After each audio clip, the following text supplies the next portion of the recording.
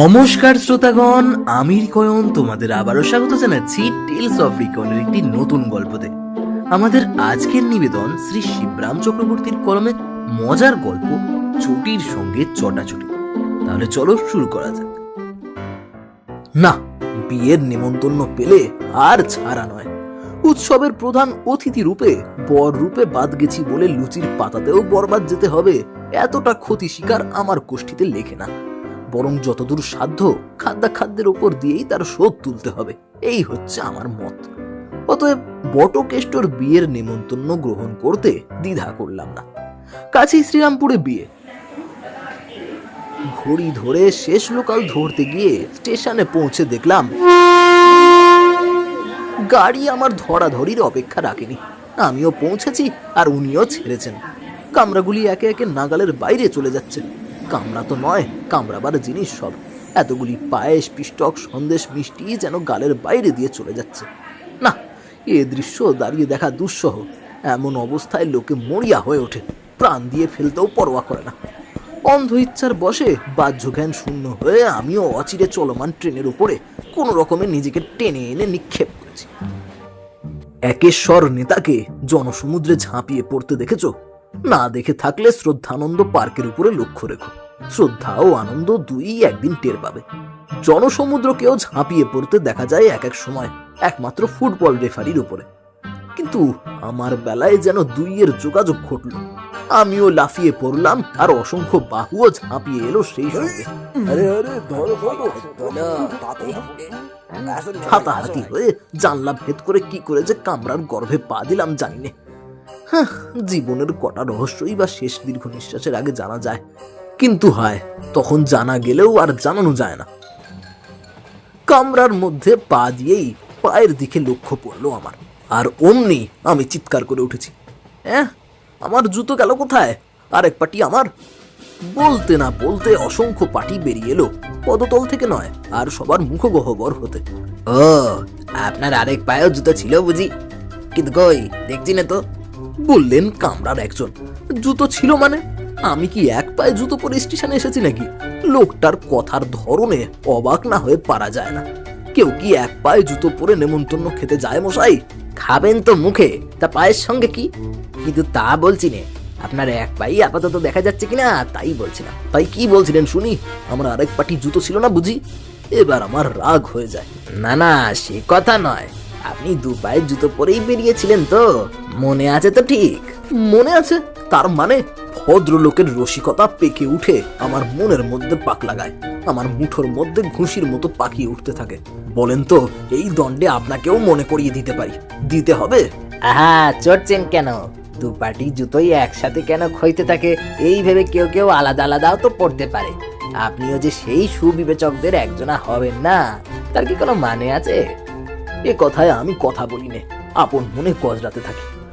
যেমন কাণ্ড আপনাদের, বলা নেই কওয়া নেই, হই হই করে জানলা দিয়ে টেনে তুললেন যেন বেওয়ারিশ একটা লাশ পেয়েছেন। এমন তাড়াহুড়ো লাগালেন যেন চোখে কানে দেখতে দিলেন না। কোনো দিকে যে একটু তাকাবো তার ফুরসত দিলেন না পর্যন্ত। তাই তো এমন কাণ্ডটা ঘটলো। এই বিচ্ছিরি ব্যাপারটা কেন মশাই? অমন করে ধরে বেঁধে টানা হ্যাচড়া করে টেনে তোলবার কি দরকারটা ছিল শুনি? জানলা দিয়ে ওইভাবে আমাকে আমদানি না করলে কি চলতো না? আর অমন করে অত কষ্ট করে জানলা দিয়েই বা আমি আসবো কেন? আসতে যাবো কেন? কেন, আমি কি টিকিট কেটে আসিনি? নগদ পয়সায় শ্রীরামপুরের টিকিট কাটিনি নাকি আমি? আপনি নিজেই কাটা পড়তেন যে, টিকিটের মতোই কাটা পড়তেন ঠিক। গাড়ি ছেড়ে দিয়েছিল কিনা? কাটা পড়তাম, সেও আমার ভালো ছিল। তাহলে তো আমার জুতোটা এভাবে খোয়া যেত না। নতুন কেনা বোম্বে স্লিপার মশাই, 9 টাকা 6 আনা দাম। হায় হায় হায়, তার সবটাই 9-6 হয়ে গেল। আমার দীর্ঘ নিঃশ্বাস পড়তে থাকে। তার উপরে 27 পয়সা সেল ট্যাক্স। আবার কতবারই নেমন্তন্ন খেলে তবে সে টাকাটা উঠবে কে জানে। আরে মশাই, এত দুঃখ করছেন কেন? কাটা পড়লে ল্যাটা চুকে যেত ঠিকই, জুতোর শোকটা আর গায়ে লাগতো না আপনার। কিন্তু আপনার উপর ভগবানের নেক নজর থাকতে পারে তো? এরকম থাকলে নেকের দিকে কাটা না পড়ে, মানে তার করুণায় পুরোপুরি যে মরতেন, মরে বাঁচতেন, তার কি গ্যারান্টি? নিজের পাঁঠা তিনি লেজের দিকেও তো কাটতে পারেন। গলদেশে না গিয়ে মাথায় মাথায় বেঁচে তলদেশে পায়ের দিকেও কাটা যেতে পারতেন তো। অপর একজন ভয়াবহতর অঘটনের দিকে অঙ্গুলি নির্দেশ করলো। জুতো খোয়া যাওয়ার চেয়েও সেটা আরো বেশি খোয়ার হতো নাকি?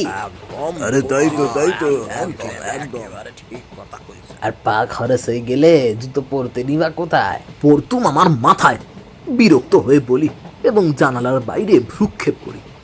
কিন্তু এখন তাকানো বৃথা। গাড়ি কখন প্ল্যাটফর্ম পেরিয়ে লাইনের গোজামিল এড়িয়ে সিগন্যাল সমারোহ পার হয়ে লিলুয়ার পথে এসে পড়েছে। এখান থেকে সেই পলাতক স্লিপারের টিকি দেখার চেষ্টা দুরাশা মাত্র। তাহলে আরেক পাটি আগলে রেখে লাভ? কোন কাজে লাগবে? পায়েও লাগবে না, লেগেও লাগবে না, মাঝখান থেকে মনে লাগবে কেবল। জুতোর কাটার মতোই খচখচ করবে মনের মধ্যে। না, তার কাজ নেই। অন্যটিকেও জানালা গলিয়ে আরেকটির অনুসরণে পাঠাতে যাচ্ছি। গাড়ির সবাই হাঁ হাঁ করে উঠল। আরে আরে জুতোটা ফেলে দিচ্ছেন? আরে মশাই আহা, করেন কি? অমন করে কাউকে কি তাড়িয়ে দিতে আছে? যাকে রাখো সেই রাখে, এই কথাটাও কি জানেন না মশাই? জানি বই কি, কিন্তু যে আমাকে পায়ে রাখবে না তাকে রেখে লাভ? এ বরং সামনে থেকে হারানো আরেকজনের কথা মনে করিয়ে দেবে আমায়। প্রতিপদেই আমার পুরনো শোক উথলিয়ে উঠবে। সেই কি ভালো? এই কথাটাই জুতমতো ভাষায় জুতোর দৃষ্টান্ত সামনে রেখে জানাই তাদের। হাতের জুতো হাতে রেখেই বলি, ফেলতে চাইলে ফেলুন, আপনার জিনিস আপনি ফেলবেন, আমরা না বলবার কে? আমরা কোনো বাধা দিতে চাই না, আর বাধা দিলেই কি শুনবেন আপনি? তবে আরেক পাটি জুতো ঠিক এইভাবেই গেছিল, আর তার মালিককে একদিন হাহুতাশ করতে হয়েছিল তার জন্য। তাই বলছিলাম, আপনাকেও না সেরকম আফসোস করতে হয়। প্রবীণ গোছের একজন ফোঁস করে উঠলেন। সেই কথা শুনে কাহিনী না শুনেই ভরকে গেলাম আমি। হাতের জুতো হাতেই থেকে গেল আমার। শুনি তো গল্পটা। গাড়ি শুদ্ধ সবার গলা থেকে নিজের প্রশ্নটাই শুনতে পেলাম যেন। সেও ঠিক এইরকমই ব্যাপার। হাতের লক্ষ্মী পায়ে ঠেলতে গিয়ে, কিংবা সঠিকভাবে বললে পায়ের লক্ষণ হাতের ঠেলায় পড়ে শেষটায় পস্তানি। এই বলে ভদ্রলোক একটু জিরিয়ে আমাদের কৌতূহল আরো বাড়িয়ে নিয়ে শুরু করলেন তখন। শরৎচন্দ্রের নাম শুনেছেন তো? হ্যাঁ, সাহিত্য সম্রাট শরৎচন্দ্র, তারই গল্প। তার গল্প বটে, কিন্তু তার লেখা কোনো গল্প নয়। তাহলে তো তার গ্রন্থাবলীতেই পেতেন। এ হচ্ছে তার নিজের জীবনে ঘটিত এক গল্প। শিশির কুমারের থিয়েটারে শরৎচন্দ্র নিজের কি একটা বইয়ের অভিনয় দেখতে গেছিলেন। অভিনয় তো দেখলেন, অভিনয় দেখতে আর কষ্ট কি এমন? তবে কষ্টের ব্যাপার ঘটলো তারপরে। পালা শেষ হলে নিজের পামসুর এক পাটি আর দেখতে পেলেন না। পামসুর এক পাটি যাবে কোথায় আবার? পায়ের কাছাকাছি তো পড়ে থাকবার কথা, কিন্তু তার ত্রিসীমানাতেও সে নেই। কুশন চেয়ারের এধারে ওধারে চার ধারে পা দিয়ে যতটা হাতড়ানো যায় তিনি তার কসুর করলেন না, কিন্তু কিছুতেই সেটাকে হাতানো গেল না। কাজেই বিরক্ত হয়ে শরৎচন্দ্র আর যে পাটিটাকে হাতের কাছে পেলেন তাকেই হস্তগত করে উঠে পড়লেন। শরৎচন্দ্রের বন্ধুরা থিয়েটারের বাইরে এসে তো অবাক। দেখা গেল শরৎচন্দ্রের খালি পা এবং খালি এক পাটি পামসু, তাও আবার তার যথাস্থানে নেই, মানে পায়ে নয়, হাতেই শোভা পাচ্ছে। অবাক হওয়ার কথাই নয় কি? কি দাদা, আপনার জুতো কোথায়? আরেক পাটি দেখছি না যে। চেঁচিয়ে উঠলেন একজন। আরেক পাটি শু আপনার? দেখতে পেলে শ্রী চরণে শুতেই দেখতে, বললেন শরৎচন্দ্র। কষ্ট করে আর এই শ্রীহস্তে দেখতে হতো না। তবে ওটাকে আর কেন হাতে করে রয়েছেন? ফেলে দিন, জুতো কারো হাতে মানায় না, আপনারও তো নয়। জানালেন একজন। হাত জোড়া জুতোর ওই দৃশ্য তার দৃষ্টিকটু লাগছিল। জুতোর এই অপদস্থ হওয়া হয়তো সইছিল না তার। শরৎচন্দ্র চার ধারে তাকালেন, বিশেষ করে সেই লোকটিকে দেখে নিলেন একবার, বেশ সন্দিগ্ধ নেত্রেই। তারপর বললেন, সেটি হচ্ছে না। 22 টাকা দামের সেদিনের কেনা দামি এই পামসু এইখানে ফেলে যাব ভেবেছ? চোর বেটা এখানেই কোথাও আড়ালে আছে, তককে তককে রয়েছে। এক পাটি রেখে আর কি হবে এই ভেবে মনের বৈরাগ্য বসে যেই না আমি এটিকে ফেলে যাব, অমনি উনি এসে মজা করে এটিকেও হাতাবেন, পুরো জোড়াটাই হাত সাফাই করবেন। না, সেটি হচ্ছে না। আমার পামসু নিখরচায় পেয়ে উনি আরাম করে বেড়াবেন, সেটি আমি হতে দিচ্ছি না। আমি বাড়ি নিয়ে যাচ্ছি। এই বলে আশেপাশের চোরের আশায় ছাই দিয়ে বিজোর জুতোটাকে বগল দাবাই করে বাড়ির দিকে তিনি রওনা দিলেন। তারপর তারপর তারপর কি হলো? কি হলো? তারপর কি হলো? গাড়ি শুদ্ধ সবাই আমরা কৌতূহলী হলাম। ভদ্রলোক একটু দম নিচ্ছিলেন। হ্যাঁ, শুনুন না বলি, সেই কথাই তো বলছি। চোর হচ্ছে অনেকটা চোর কাটার মতো, কাপড় চোপড়ের কোথাও যদি লাগে তো ছাড়ানো দেয়। সে সময় তিনি কলকাতার অপর পারে হাওড়া পেরিয়ে বাজে শিবপুরে থাকতেন। তখন ছিল সাবেক হাওড়ার পুল। গঙ্গার উপর দিয়ে ট্রামের যাতায়াত ছিল না, হেঁটে পুল পেরোতে হতো। হাওড়া পুলের মাঝামাঝি এসে শরৎ বাবুর মনে হলো জুতোর লোভে লোভে চোরটা তার পিছু পিছু আসছে না তো। শেষটায় একটা জুতোর ছুতোয় এসে তার বাড়ির খবর জেনে আরো সব তার দামি জুতোতেরও না ফাঁক করে যায়। না, পেনো জল ঘরে এনে ঘরের জল বার করে দেওয়া কোনো কাজের কথা নয়। এই কথাই তিনি ভাবলেন। ডিটেকটিভ বইটাই শরৎচন্দ্রের পড়া ছিল নিশ্চয়ই। চোর যে অদৃশ্য ভাবে তাকে ফলো করে আসছে এই বিষয়ে তার অনুমাত্র সন্দেহ ছিল না। আরো ফলো করে তার বাড়ির খবর পেয়ে শেষ পর্যন্ত ব্যাটার বড়াতে আরো বেশি ফলদায় হোক, এটা তিনি বাঞ্ছনীয় বোধ করলেন না। তো শরৎবাবু করলেন কি, হাওড়া ব্রিজ পেরোনোর কালে মাঝগঙ্গায় খুব ঘটা করে, মানে চোরকে দেখানোর খাতিরেই, হ্যাঁ, তো সেই অবশিষ্ট অসহায় একমাত্র পামশুটিকে একেবারে জলাঞ্জলি দিলেন, মানে জলে ফেলে দিলেন। দিয়ে চোরকে কলা দেখিয়ে তবেই নিশ্চিন্ত হয়ে বাড়ি ফিরতে পারলেন তিনি। বাহ বাহ, শরৎচন্দ্রের তো বুদ্ধি ছিল ভারী। তারিফ দিল গাড়ির সবাই। বাহ, বুদ্ধি থাকবে না, কত বড় ঔপন্যাসিক তিনি! এত বড় মনস্তাত্ত্বিক আর এদেশে জন্মেছে নাকি কখনো? সবার মনের খবর ও নখদর্পণে থাকতো। চোরকে দেখতে না পেয়েও, তার সঙ্গে কথা না কয়েও তার মনের কথা তিনি জলের মতো পরিষ্কার দেখতে পেয়েছিলেন। কিন্তু বলতে কি, এত বড় মনস্তাত্ত্বিক না হয়েও চোরকে যেন আমি চোখের উপরেই দেখছিলাম, ওই গল্প বক্তার মধ্যেই দেখতে পাচ্ছিলাম যেন। তা নইলে শরৎচন্দ্রের জুতো বিসর্জনের অত ঘটা উনি দেখলেন কি করে? ডিটেকটিভ বইটই কি আমারও একাধখানা পড়া নেই নাকি? আমি কুটিল নেত্রে কথকের দিকে তাকাতেই তিনি জুতোর কথাটা চাপা দিলেন অন্য কথায়।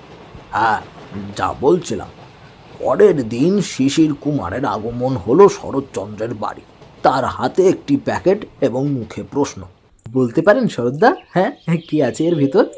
এখন শরৎচন্দ্রের মতো মনস্তত্ত্ববিদ দুনিয়ায় খুব বিরল ছিল। আপনারা যদি তার গ্রন্থাবলী পড়ে থাকেন তো আমাকে তার পরিচয় দিতে হবে না।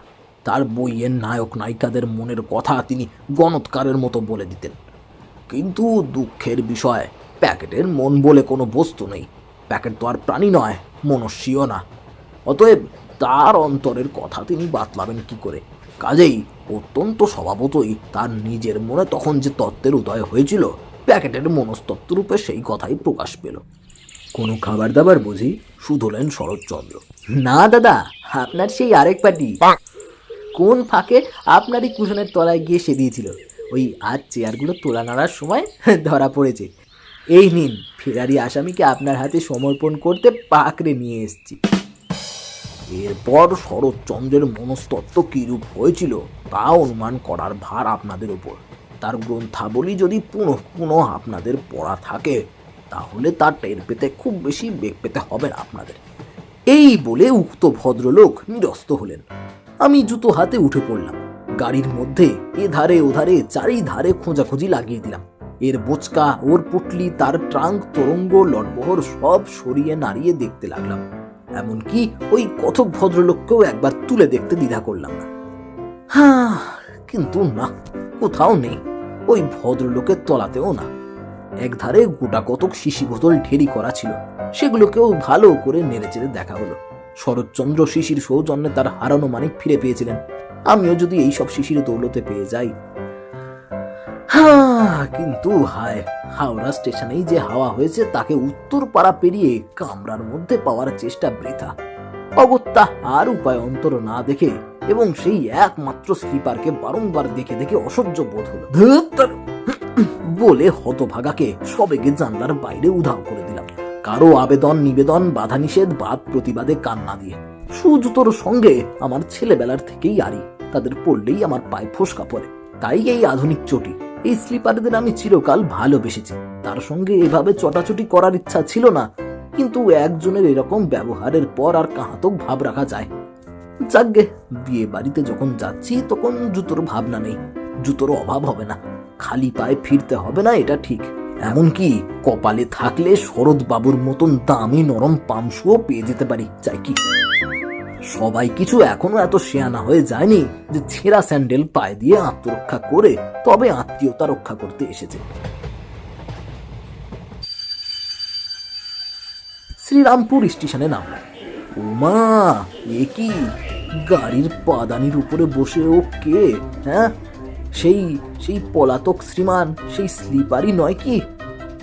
চিনতে দেরি হলো না, বিদায় করেছি যারে নয়ন জলে, সেই সেই তারই অপর পাটি। হ্যাঁ, তো কেমন লাগলো আমাদের আজকের গল্প? ভালো লাগলে অবশ্যই একটা লাইক করে দিও এবং কমেন্ট করে জানিও কেমন লাগলো। আর এই বিয়ের মরশুমে তোমাদের কটা বিয়ে বাড়ি পড়লো, এবং আশা করি শিবরাম বাবুর মতো এরকম অভিজ্ঞতা হয়নি।